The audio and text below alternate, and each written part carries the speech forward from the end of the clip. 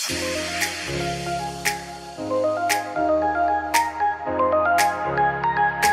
siang pemirsa, bersama saya Aska selaku membawa acara di acara Secangkir Show. Jadi kali ini kami sedang di Kopi Anyar Yogyakarta, di tempat yang lagi hit saat ini juga. Dan asiknya lagi, saya sedang bersama owner dari Kopi Anyar Yogyakarta ini. Jadi tanpa basa-basi kita sambut saja Bapak Andi Firman. Bapak Andi Firman. Gimana kabarnya Pak? Baik, Sehat ya? insyaallah. Bapak Andi Firman selaku owner dari Kopi Anyar di Jakarta ini. Insyaallah. Jadi di acara Secangkir Show ini Ya.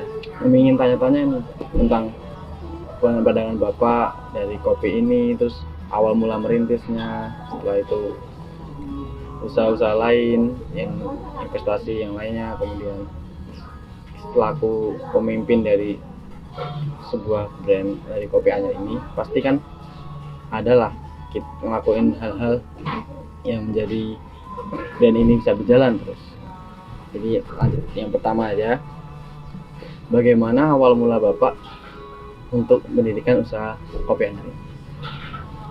Dulu berdiri pada tahun 2018 bulan November tanggal 17 tepatnya. Waktu itu saya melihat ada potensi di mana masakan-masakan rumahan atau masakan desa itu bisa diangkat untuk bisa dinikmati oleh customer-customer baik dari dalam Jogja maupun dari seluruh Indonesia. Berarti waktu itu pandangannya untuk masyarakat ya? Ya, kebutuhan-kebutuhan di mana banyak masakan atau kuliner di Indonesia ini yang perlu diangkat.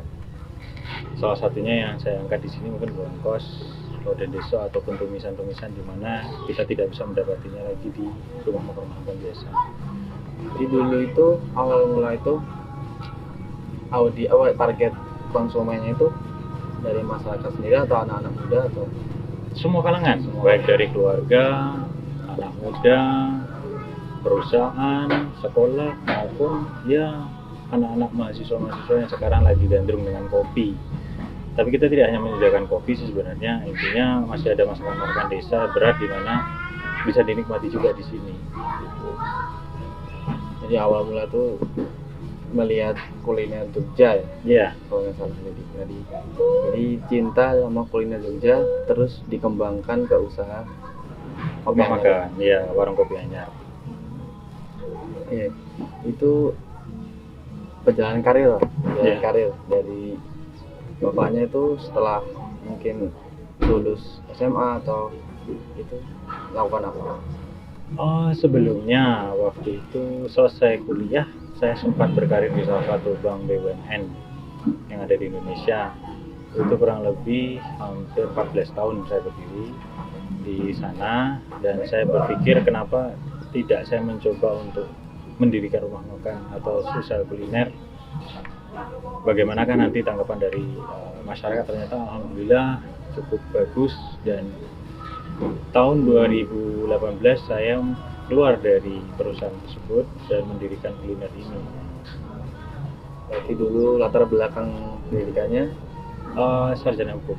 hukum, tapi sukses berkecimpung di Insya Allah di kuliner. Jadi nggak ada salah jalur ya, semua itu bisa dilakukan.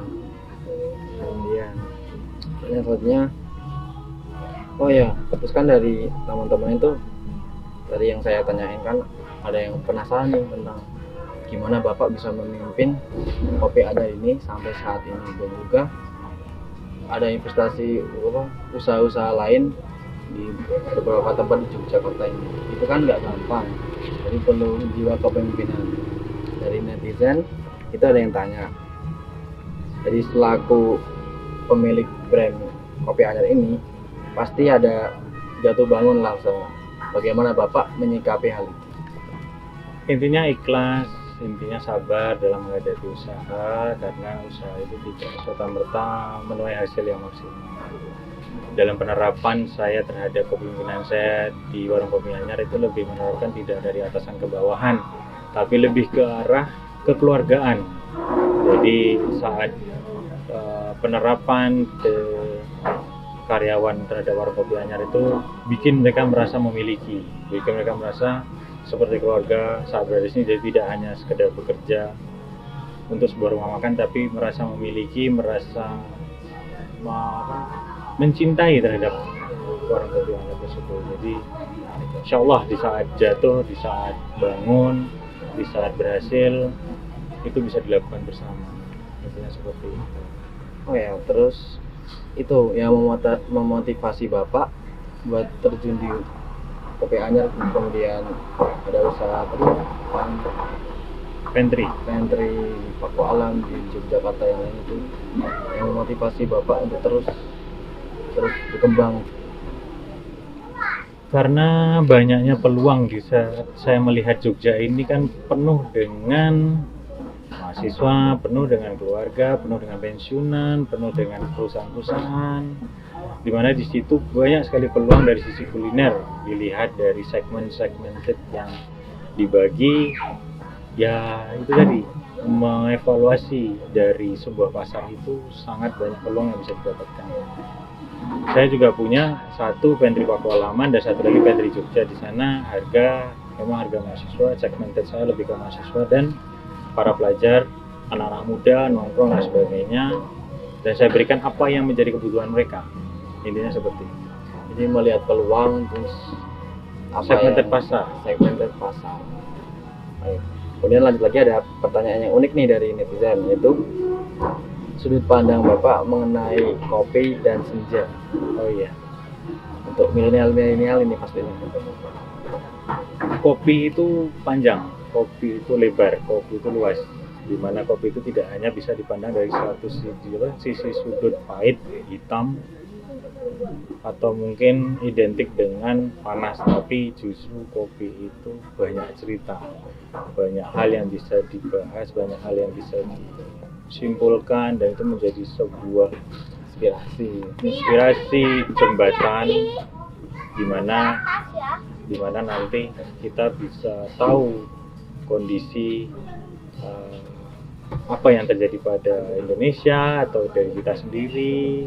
Terus apa kaitannya dengan senja tadi, dikatakan bahwa senja, ya kopi itu paling enak dinikmati di saat senja.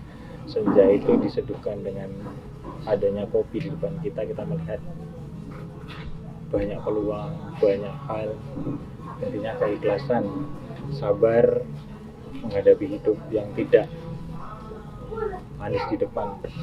Asik banget ya. Kemudian ini ada yang satu lagi yaitu pandangan Bapak tentang usaha-usaha tadi kan, kopi anyar dengan pantry yang di Jogja itu. Sekiranya harapan buat usaha Bapak ini ke depan. Harapan saya itu utama adalah bisa bermanfaat untuk lingkungan saya nanti. Jadi usaha itu tidak hanya melihat sisi uang, keuntungan atau mungkin ke pribadi, tapi lebih ke bermanfaat untuk sekitar kita semuanya.